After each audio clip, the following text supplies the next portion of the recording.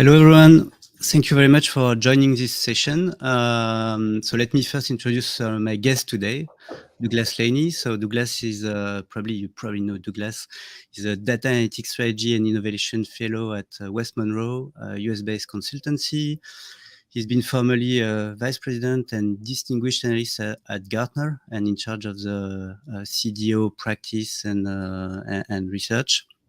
And he's the author of the bestseller Infonomics, that kind of laid the ground of managing data as an asset and tracking the value attached to data. And he's now working on his second book, Data Juice, that's going to be out soon. And I'm really honored to have him today for that session. To introduce me quickly, I'm Nicolas Averseng. I'm the founder of YOOI. YOOI is a SaaS platform to help organizations better manage their data analytics strategy, optimize the business value of their data analytics investments, and control their associated risks and costs. My focus all those years has been, to make sure technology actually brings value and not just for the sake of doing technology. And so I think that's why we meet with Douglas. Our topic today is squeezing value from your data assets, which relates to Douglas' new book called Data Juice. So I had the chance to preview the book actually, and it's a great complement to Infonomics. And if you read through Infonomics, it really lays down all the principles and frameworks to do monetization. And with Data Juice, it's more a collection of bite-sized, real-world examples of how company actually manage to deliver value with their data, and you have a lot of additional insights from experts or thought leaders on the market on that. So it's kind of a catalog to give organization an inspiration on how they can build a strategy, how it can contribute to their business, and it's kind of fun and easy to go through. So I really encourage you to go through it. So at the end of the session, we'll give three copies of the book. So stay with us for the draft. And maybe I really encourage you to go through questions through this webinar. I'll be able to pop them on screen, and either for Douglas or myself, we'll be happy to go through them. So welcome, Douglas. Thank you, Nicolas. Great to be with you, and we're all looking forward to hearing a little bit about what YOOI can do as well. Great. So maybe to start the discussion, if you can come back to what you mean when you refer to data being an asset, what does it imply? So back to the basics, maybe. I guess that's a great place to start. Everyone today talks about data as an asset, but a lot of times it's merely what we would refer to as lip service, right? Just talk, right? And certainly data is a driver of the economy today. And arguably data meets the criteria of an asset. An asset is defined as something that is owned or controlled, exchangeable for cash, and generates probable future economic benefits. That's what accountants call it. They also say that an asset has to be separable from other assets. And I think it's pretty clear that data meets those criteria. It's just that the accounting profession hasn't come around to really fully acknowledging data as an asset, certainly not allowing it on the balance sheet in most cases. We also hear often people talking about data as the new oil, right, or a new currency. And while, again, that certainly reflects an appreciation for data's value and contribution to the economy today, I think it misses the point that data has unique attributes that oil doesn't have. When you consume a drop of oil, it dissipates. It turns into heat and energy and pollutants. When you consume a drop of oil, you can only consume it one way at a time, typically. And that when you consume a drop of oil, it doesn't create more oil. Well, data is very different in that regard. Data is what economists would call a non-rivalrous, non-depleting, and progenitive asset. That is, one that can be used over and over again without getting used up, one that can be used multiple ways simultaneously, and an asset that when you use it typically generates more of itself. Whenever we use data in a business context or almost anywhere, data typically creates more data. So we need to be kind of aware of that. And I think the companies that are thriving today are the ones that are taking full advantage of those unique economic characteristics of data and going beyond just talking about it as an asset. I also think, just to finish the thought on this, that in economics class, or business class, we learn about the 4 factors of production, being land, labor, capital, and entrepreneurship. And I think it's time we add a 5th factor of production. I think data is a very legitimate 5th factor of production today. In fact, one that is often substituted in place of labor, capital, and land, labor, and capital today.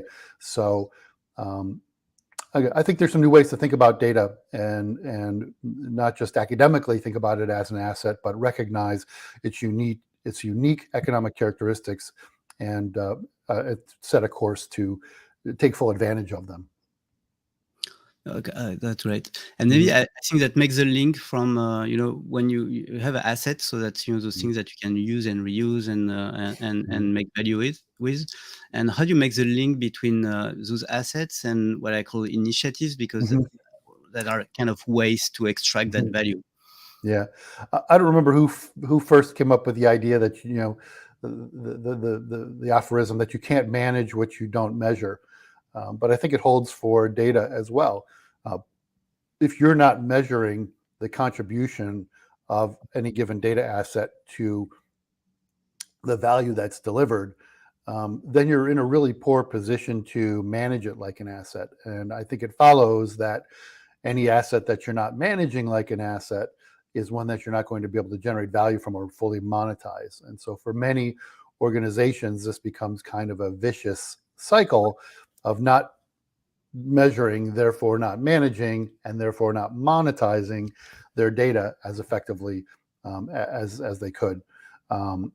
So it's really about connecting those dots from the data that's used to the business use cases where it is used, and measuring the return on asset, or the contribution of that data to that value output. So, we do this for other assets. We do this for our financial assets and our physical assets, and even our human capital. We determine the value that they're generating in order for us to manage those assets or resources better. And I think it's definitely high time that organizations take that same approach to how they manage their data and measure it. Yeah, that's a greatly. I think it's the quote is attributed to Peter Drucker, but I know that's a challenged source. I think in your book you talked about monetization, and and I know that's something that has created a lot of sometimes misunderstanding sometimes, because and how do you actually make a difference between monetization and value creation, or are they interchangeable, or how do you make maybe those 2 definitions? I don't see them as really that different. Other than if you're not measuring data's contribution to value creation, then it's difficult, or really difficult to prove that you're monetizing it. So yes, we use data in all sorts of ways in our businesses. We create pie charts and bar charts and dashboards and all sorts of reporting, but we're not, again, connecting the dots between those data outputs, or the data that's used for those outputs, and the value that's created.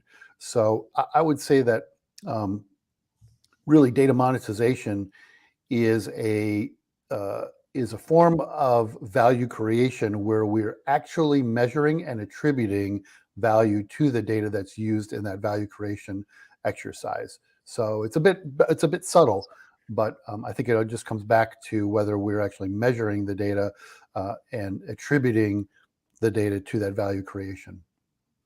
And so, and maybe what question that pops up is, then are there value creation aspects that are not like monetization, like environmental impact, or things like that? again, we're doing all sorts of things with data. We're reading data. We're sending emails and reading emails and creating contracts and documents. But very rarely do we attribute those specifically to any value creation. We know that they're contributing to value, but we don't specifically measure that attribution or calculate or estimate that attribution. So I would say that pretty much everything that we are doing with data, other than just managing it and moving it around and integrating it, is all value creation. Again, we just don't measure it typically. Okay. And do you have some concrete steps of how do you align those management of assets to business objectives? Are there some ways to do it? Or? Yeah, just as we manage other assets, be it raw materials or finished goods or financial assets or even human capital with a particular purpose in mind, organizations really need to manage their data with an outcome in mind. Some of this data is used to drive performance. Other data is used to improve compliance or generate insights or develop new products or services or enhance products or services or digitalize products or services, or we can use data to increasingly we can use data to take out loans. We can borrow against the value of our data, as the airlines did during the pandemic. In fact, they realized that the value of the data inside their customer loyalty programs was more valuable than the companies themselves, at least for American and United Airlines, who learned that the value of their customer loyalty programs were $20 to $30 billion, whereas the value of the companies were only about $8 or $9 billion at the time. So, there's an interesting lesson there that the value of your company's data may be more valuable than the company itself. It's just that it's not something that the accountants will typically measure. So very often when we're using data, it's the same data, but in order to achieve the objectives, the data needs to be organized and integrated and cleansed and made accessible in different ways to meet those objectives. So, okay. Yeah. I think that you just answered Gauranga's question. Can you provide a use case for data monetization and value creation? But looks like you just went through some concrete examples. So, well, I have tons of use cases. In fact, you mentioned the book that's coming out, the Data Juice book. Thank you for the plug.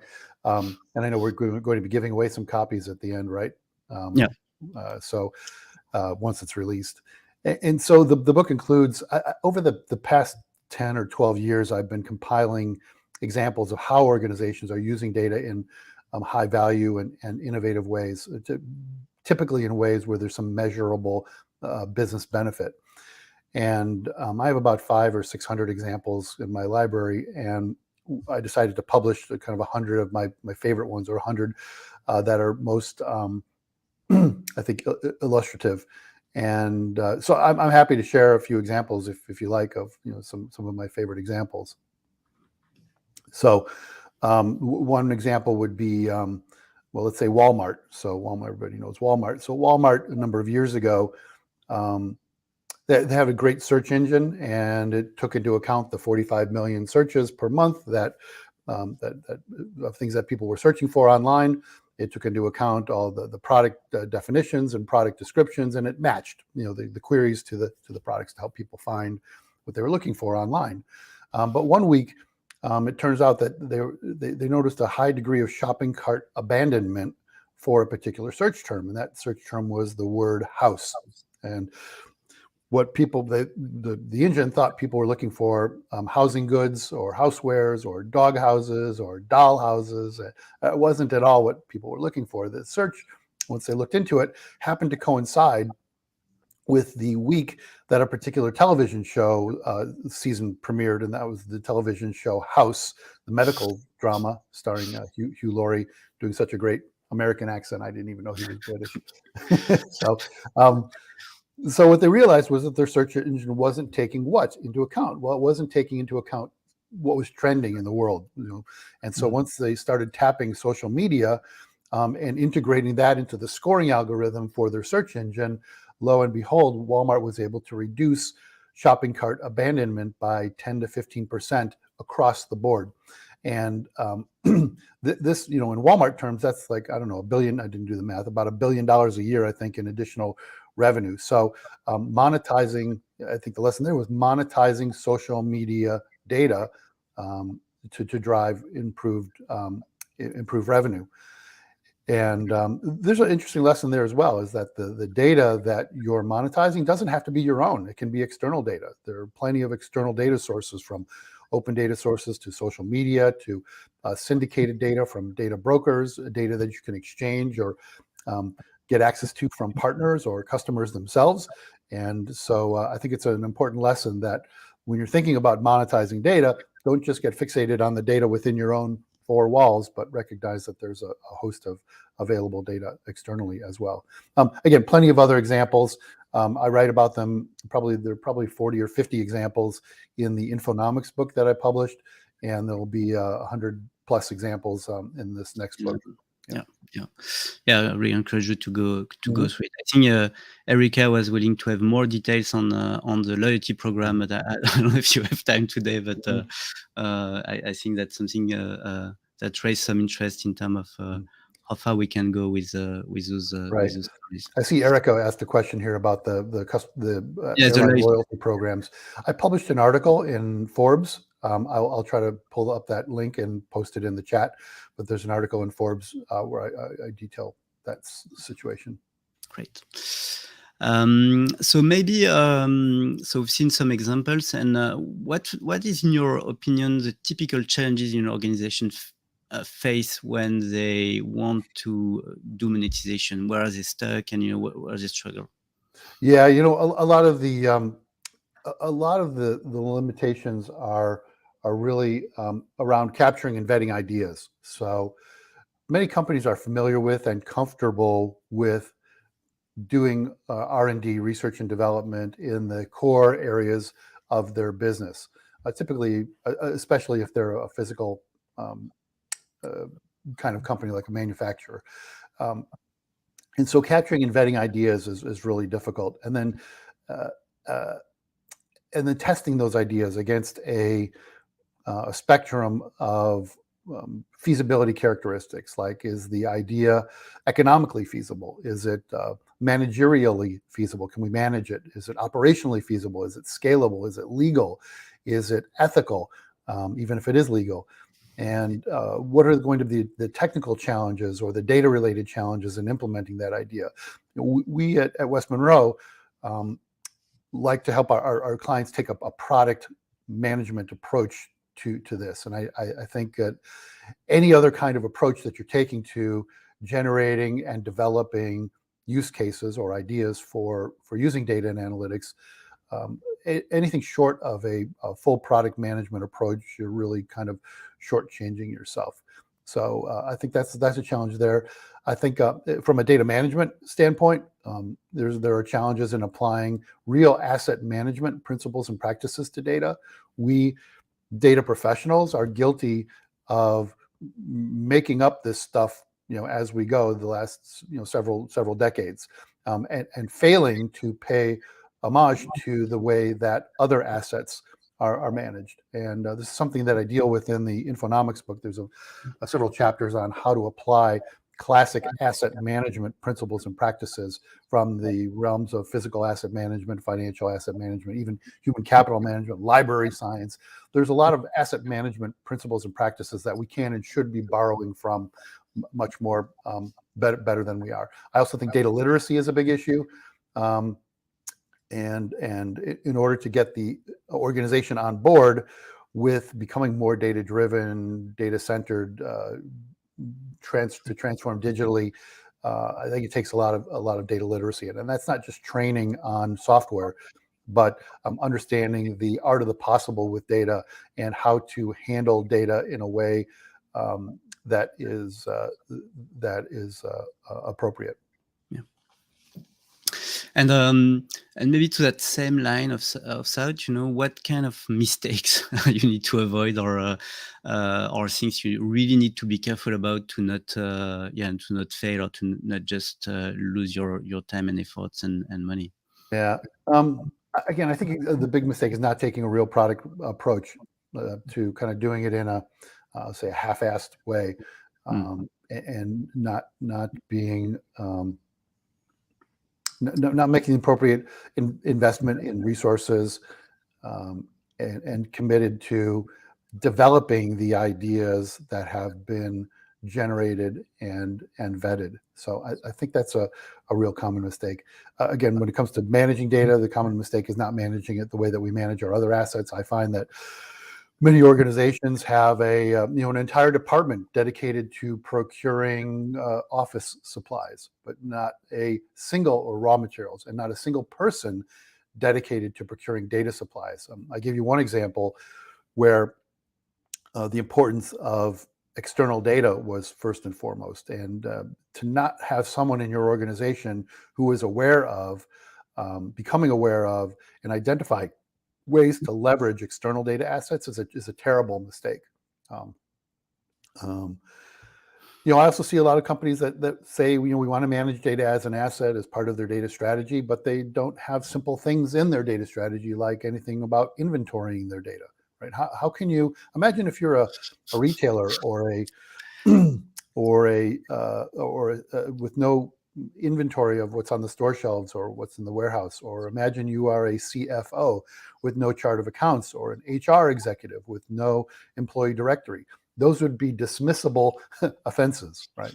You wouldn't last long in that job. But yet today, CIOs and chief data officers seem to still get away with not having a complete inventory of their data assets. And I know that's something that you can talk about at YOOI, as well as how to create that and manage that asset inventory. But I think that's a tragic mistake as well. Yeah, not having I think back to your point, you don't have the inventory of assets, and then you don't have the monitoring of how it creates, it contributes to value, which are kind of the two basics of how you can, be data driven, even if, I know there is a lot of discussion, on whether you can be data driven, or should be value driven, or insights driven, or things like that. Right. I think, there is a long question from Aaron on, but I think it's related to how concretely do you measure those value contribution. If I get his question concretely, so it's more about, concretely speaking, how do you calculate the contribution from one given initiative to business value? Yeah. It's a good question, Aaron, and it is very, very difficult to sometimes to allocate or attribute data to a business process, and then value outcomes to that business process itself. There is a bit of an art to it. It's not all science. We have to determine what is that allocation. We understand that there are many other resources that go into any kind of value creation process, or process that's creating value. And you need to determine what is that allocation of data. That data is used other ways as well. So we need not only to allocate some of the cost of that data to that process, but also recognize that there are other value components to that process, and maybe data is 5% or 10% of the overall resources that go into that process. And again, that process doesn't have to be measured in dollars. It can be measured in other ways as well. There are maybe in the healthcare realm, maybe you're measuring saving lives, and you can attribute how data is used to help save lives. So again, it doesn't have to necessarily be financial, but that's a good question. But yes, the allocation of costs and the allocation of benefits to the processes that are delivering value can be an art. Now, one way to make it more scientific, as I suggest in the book, is to do some like A/B testing, or to identify, create instances of a process that have access to data, and other instances of the same process that are denied access to that data. And then you can see the difference in how they perform over time. A lot of companies are very uncomfortable with doing that kind of A/B testing when it comes to driving value, but others may be more comfortable. But yes, it can be done experimentally as well. Yeah, that's a tough, let's say, change management also, to go into that.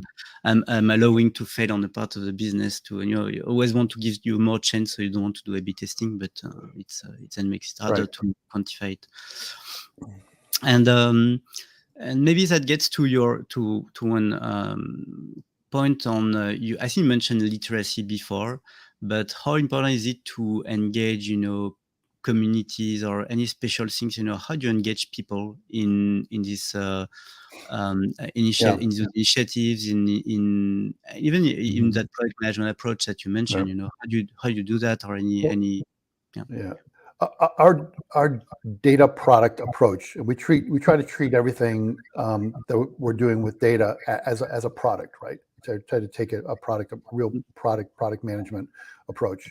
Again, borrowing from the way we've done other things, and so involving business leaders, subject matter experts, involving even customers or partners in that idea generation part of the exercise, and even in vetting the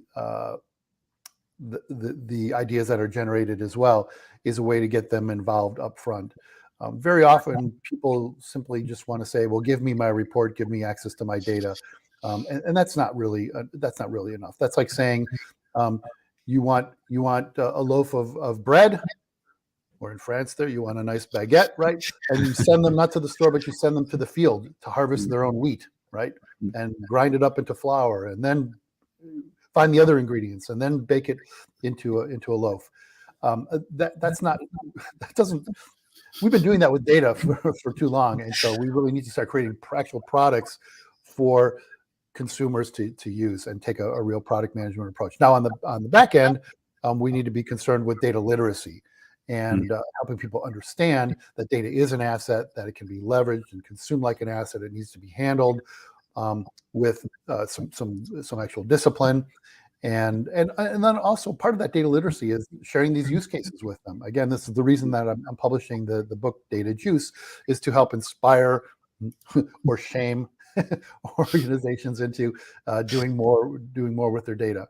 And then I think money speaks, and if we can put the value of data and communicate it into actual dollars or euros, then it gets people to sit up and take notice. There's a great example I also wrote about in Forbes about Highways England and how they identified the value of the data assets within that company. It's actually a crown corporation. And once they did that and got that valuation, again, kind of signed off on by their chief financial officer, it totally changed the nature and the culture of the organization to become much more data driven, much more data savvy.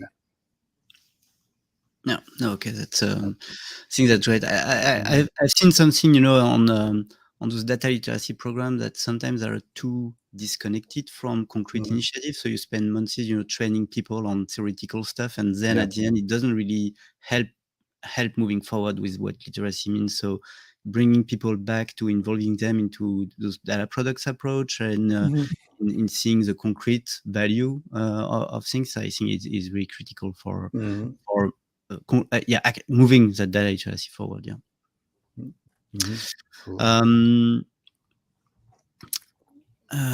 Just looking through a question, if we have, I think it's no new question for now, but nice comments from Erica. I think so. Everything you said really boils down a lot to what we do at YOOI and our mission, because we have a SaaS platform to help, as I said, enterprises, organization really manage their analytics strategy, and I think it's. It boils down to all the points you manage, is how do you manage ideas and all through all the qualification process and all the development. And one piece which is really important there is engage all the different experts around that in terms of, but I have risks, I have compliance issues, I need to be a GDPR or CCPA compliant, or there are other acronym I forgot in terms of, I think I lost Douglas. I'm going to wait a few seconds. I think he dropped his connection. Sorry, folks.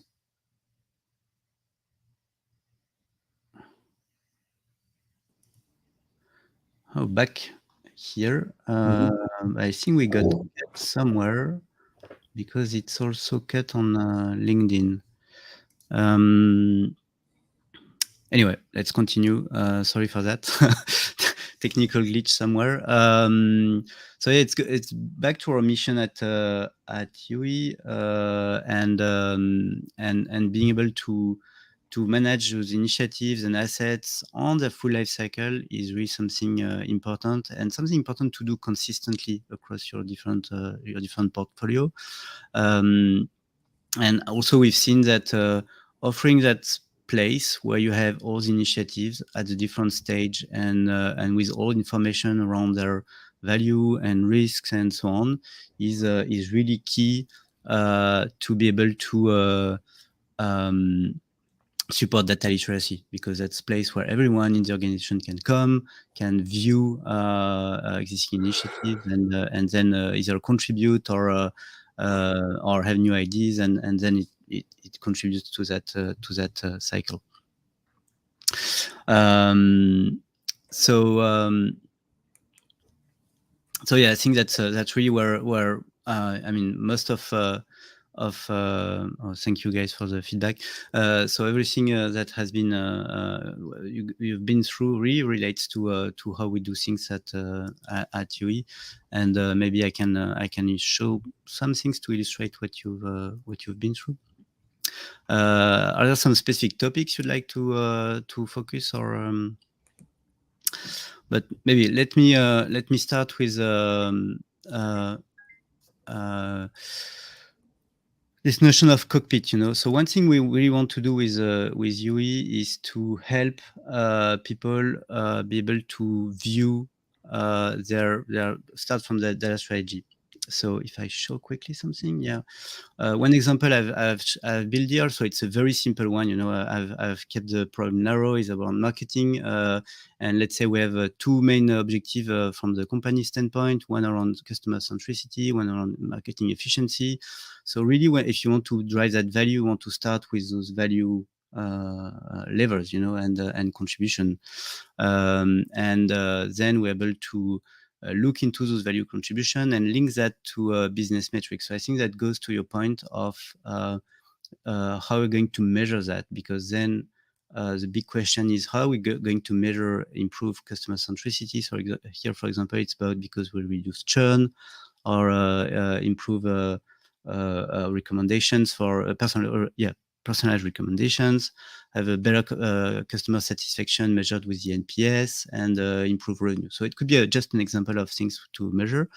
And then we can start tracking different initiatives in the portfolio that will support that initiative, and even build something that is really important for me. And I think it's back to your point, Douglas, about you don't optimize what you don't see. Is that it's kind of the business lineage, how do my different initiatives contribute to different metrics and then contribute to my company objectives. So that's really something key for us.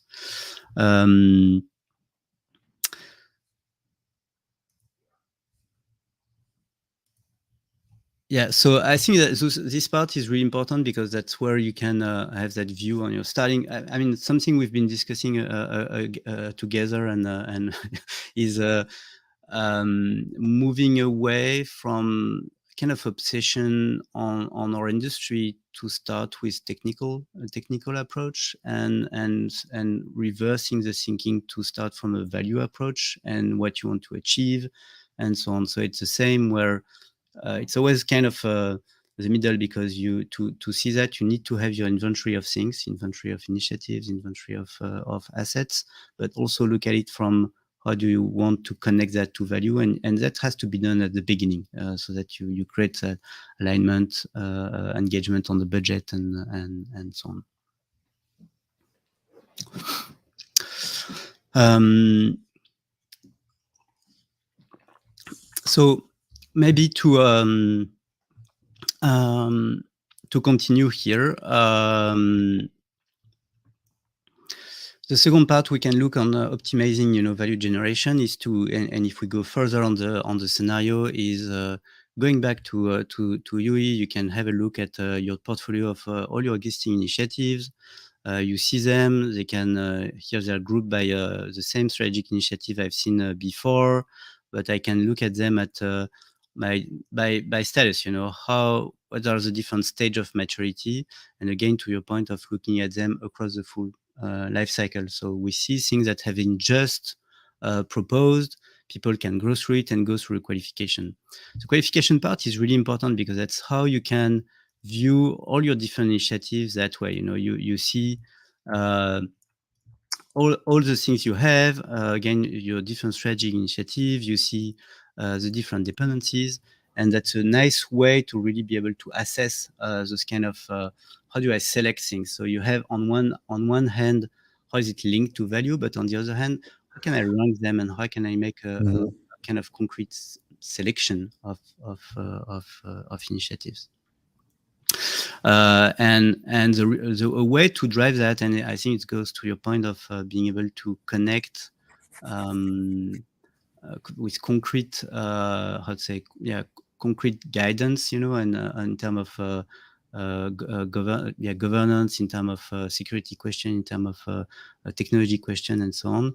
Then we can assess those different questions. So the way to do that, to compute those two questions here, it's impact and complexity, but it could be other dimension, is to guide people through that kind of frameworks that would assess value. So Nicolas, when I talked about the variety of qualifications or the analysis that we do on the ideas, which includes about 10 different dimensions, the economic, the managerial, the legal, ethical, we could actually add those into YOOI right here. Yeah, exactly. Here we have an example of, let's say, simplified framework, but and sometimes for people with low maturity, we start with a bit simplified one, but we can completely configure YOOI with all your different things, and we've done that with different frameworks from different people, and that one is a good one to really drive all the question and make sure that all the experts from all those different dimensions can help assessing those different pieces. Right. So YOOI is methodology independent, right? You can kind of plug your own methodology into it. Totally, and it's really important to be able to take the methodology of the partner we're working with. Maybe it's West Monroe, maybe sometimes it's another one, and also because all those methodologies need to be adapted to each specific customer environment. So even if people start with your framework, usually it has to be tailored and to live with your own maturity, either to be simplified or to be extended. And so YOOI is really independent in that sense. So we don't come with empty hands, but the goal is to be able to completely fit that to where you are, and more importantly, to evolve with you. I think that's important. I think to your point of product management, I hate things which are don't evolve. It has to be, it's part of experiment. You need to do things, you need to evolve, and you need to grow from there.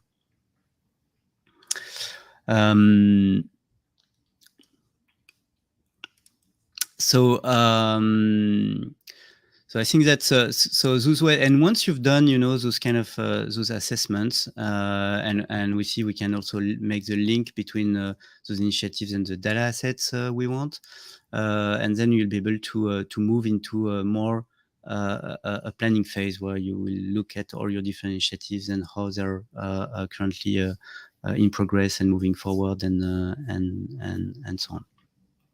And so ultimately, when we take another initiative that is now under delivery, we can see that we have the link with those requirements. But even more than that, I think something that is really important is making the link with value. So again, here we have an initiative. We know to which KPIs it's connected, how it's contributing, and really being able to monitor that and help that being discovered and understood by everyone. And it's the same. We talked about, you mentioned that about cost. So we looked at value, and we can look at cost contribution and understanding how the different costs are impacting things.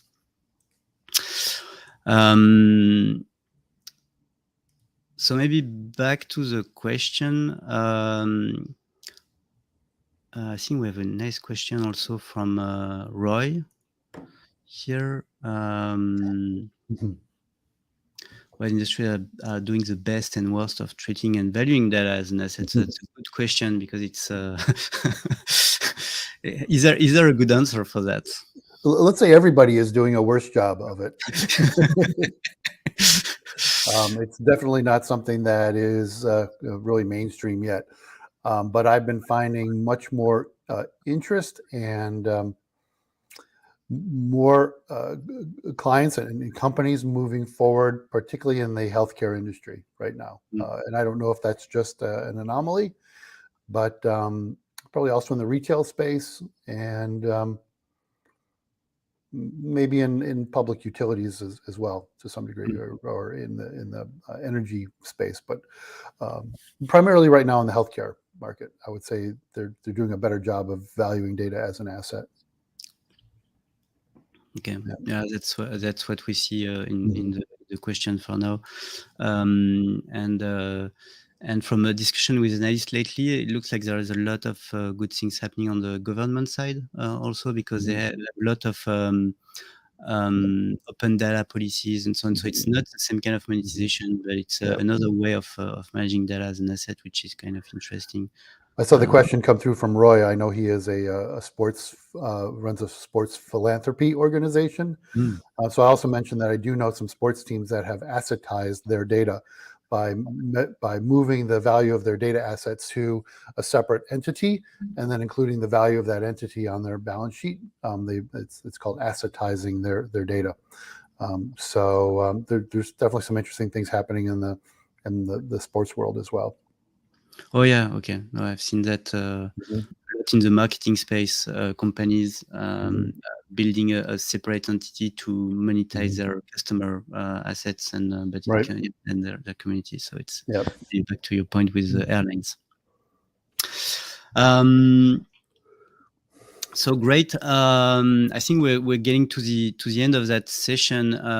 If there are maybe some additional questions from the audience, we still have a few minutes to go through them, or maybe it's time to go through the giveaway if you're interested. So as we said, we have a giveaway of 3 copies of Data Juice. So it's the upcoming book from Douglas. So it's not out yet. So don't run to Amazon to don't go running to your mailbox tomorrow. Yeah, it's not out yet.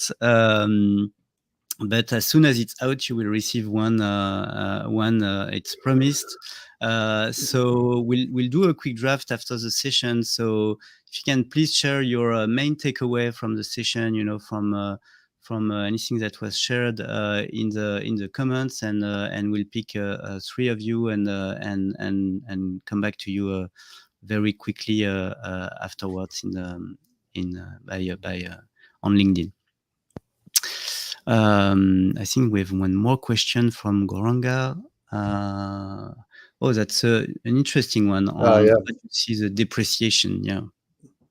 So there's a couple ways to look at this. So for any given data record, right, it may lose relevance over time.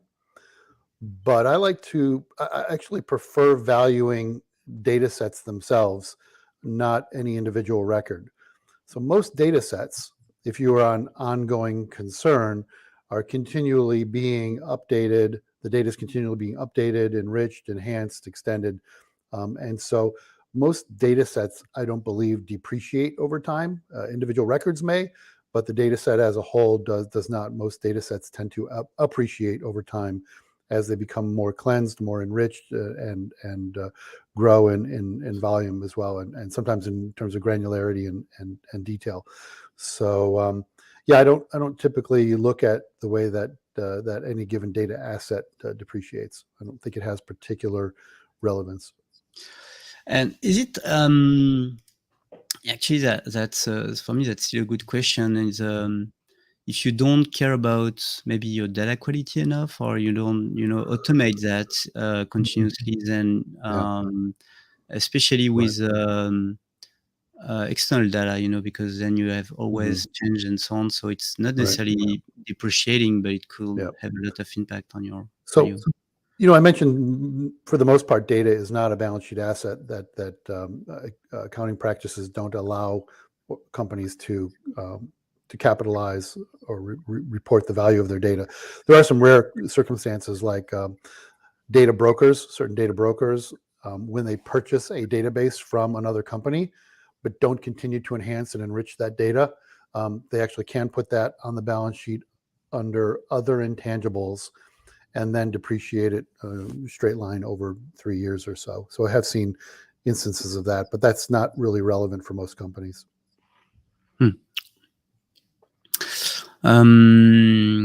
Okay, it's great. Thanks everyone for the takeaway coming in. So we have one from Erica. You can't get away with not having an inventory of your data assets. I think this one is a given.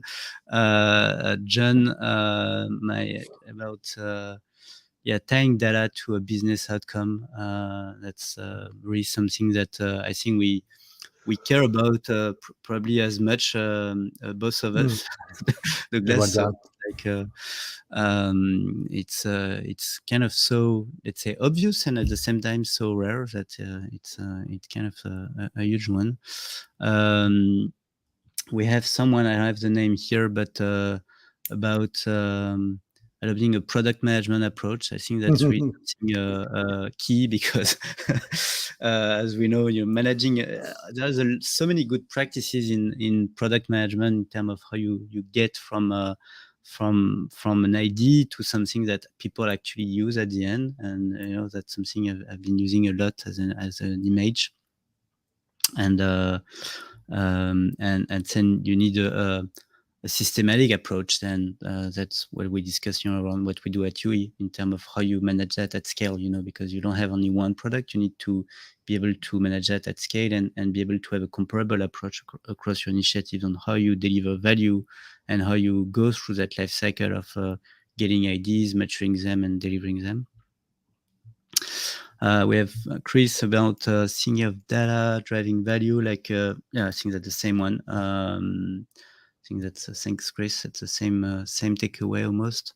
Aaron about around experimentation. I think that's this one is an art. I think that's a common misconception that it's always 100%, a mathematic or approach, but I think this notion of it's still something that requires a lot of discussion, and it starts by putting the assumption and experimenting around that. It's a key things. And maybe one last one for the on the road with Pradeep on constantly marry use case and data assets to drive value. I think that's a good conclusion also from the session today and from our discussion, Douglas. So thanks a lot, everyone, for all those feedback and questions. Thanks a lot, Douglas, for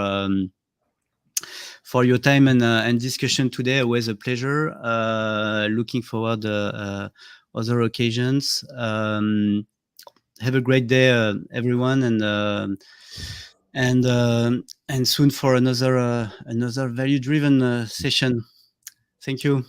Thank you, everyone. Thank you, Nicolas. Thank you. Bye-bye.